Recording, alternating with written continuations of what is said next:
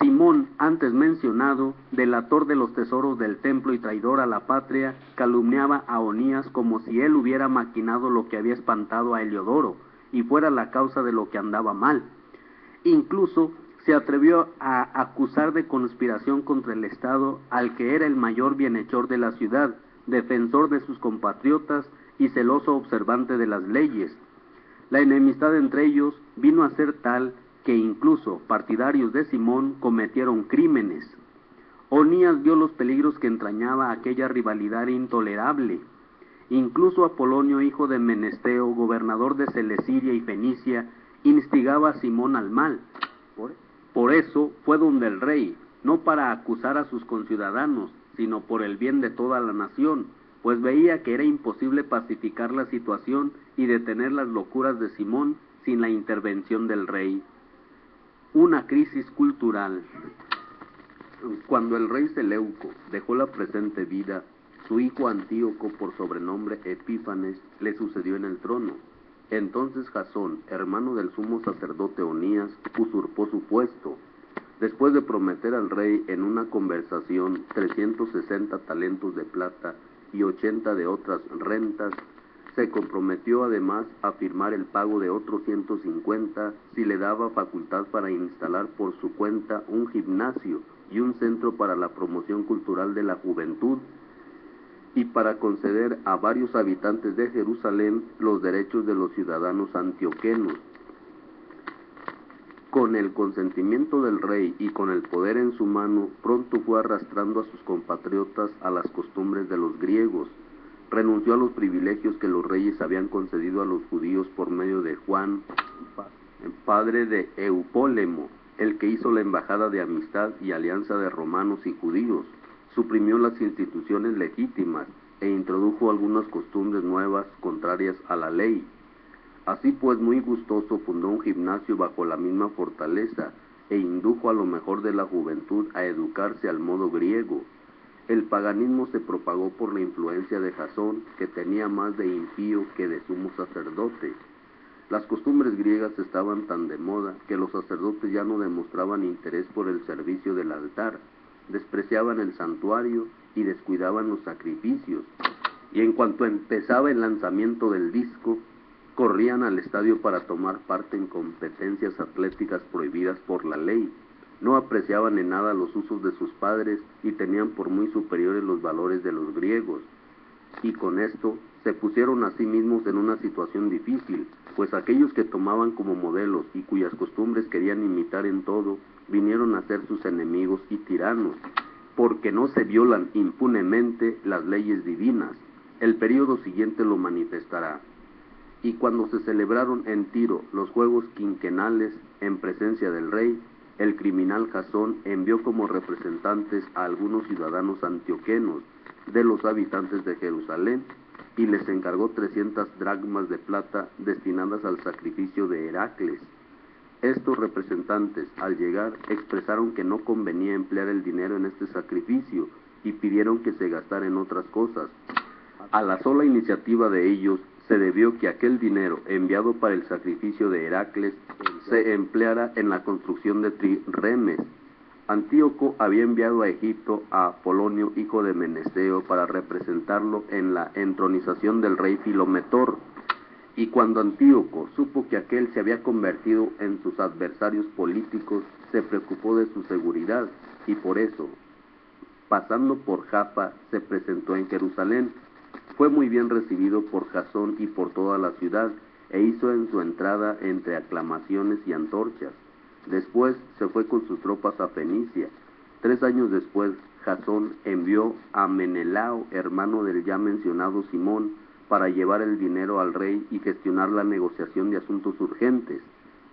Menelao se hizo presentar al rey, a quien impresionó por su aire de persona de autoridad, y logró el cargo de sumo sacerdote, ofreciendo 300 talentos de plata más que Jasón. Así, provisto del mandato real, regresó sin nada digno de un sumo sacerdote, sino más bien con el furor de un cruel tirano y la rabia de una fiera salvaje. Jasón, que por su parte había usurpado el cargo a su hermano, ahora suplantado por otro, tuvo que huir al país de Amán. Menelao tenía el poder, pero nada pagaba del dinero prometido al rey, aunque Sóstrato, comandante de la fortaleza, se lo reclamaba, pues el rey lo había encargado de cobrar los impuestos. Así que el rey mandó a llamar a ambos. Menelao dejó como reemplazante a su hermano Lisímaco y Sóstrato a Crates, jefe de los chipriotas. El sacerdote Onías es asesinado. Mientras tanto, sucedió que los habitantes de Tarso y de Malos se sublevaron, porque sus ciudades fueron cedidas como regalo a Antíoquida, concubina del rey. Inmediatamente partió el rey para restablecer el orden, dejando en su lugar a Andrónico, uno de sus ministros. Menelao pensó aprovechar aquella oportunidad y robó algunos objetos de oro del templo que regaló a Andrónico. También logró vender otros en Tiro y en las ciudades de los alrededores. Cuando Onías ya no pudo dudar de lo que había hecho Menelao, se refugió en Dafne, cerca de Antioquía, lugar de asilo, y desde allí lo denunció. Por esto Menelao, a solas con Andrónico, lo incitaba a que acabara con Onías. Andrónico fue donde Onías y se ganó con engaño su confianza. Estrechando su mano y dándole la mano con juramento, persuadió a Onías, aunque a éste no le faltaban sospechas, a salir de su refugio e inmediatamente le dio muerte sin respeto alguno de la justicia. Por este motivo no solo los judíos, sino también gente de otra nacionalidad se indignaron y se apenaron por el injusto asesinato de aquel hombre. Y cuando el rey volvió de las regiones de Celesiria, los judíos de Jerusalén, junto con los griegos que eran partidarios de la justicia, fueron a verlo para quejarse por el asesinato de Onías. El rey se conmovió y se puso triste, e incluso lloró al recordar la personalidad y la noble conducta del difunto. Se enojó con Andrónico y le quitó inmediatamente su cargo. Luego ordenó que le rasgaran las ropas y lo condujeran, atravesando toda la ciudad hasta el lugar donde había cometido el asesinato de Onías, y allí mismo ordenó que le echaran fuera de este mundo, dándole así Dios la pena merecida. Lisímaco cometió muchos robos sacrílegos en Jerusalén con el consentimiento de Menelao, y como las cosas se supo, la multitud se amotinó contra Lisímaco, después que muchos objetos de oro ya habían salido de la ciudad. Cuando Lisímaco vio al pueblo sublevado y enfurecido, armó 3000 hombres e inició la represión violenta, poniendo por jefe a un tal Aurano, hombre ya de edad y de muy poca cabeza. Atacado pues por la gente de Lisímaco, el pueblo reaccionó con piedras y palos, e incluso recogían puñados de ceniza que allí había, arrojándola contra los hombres de Lisímaco. De esta manera hirieron a muchos de ellos, mataron a algunos y el resto lo pusieron en fuga. En cuanto al ladrón sacrílego Lisímaco, lo ajusticiaron junto al tesoro. A propósito de estos hechos, se hizo un proceso contra Menelao.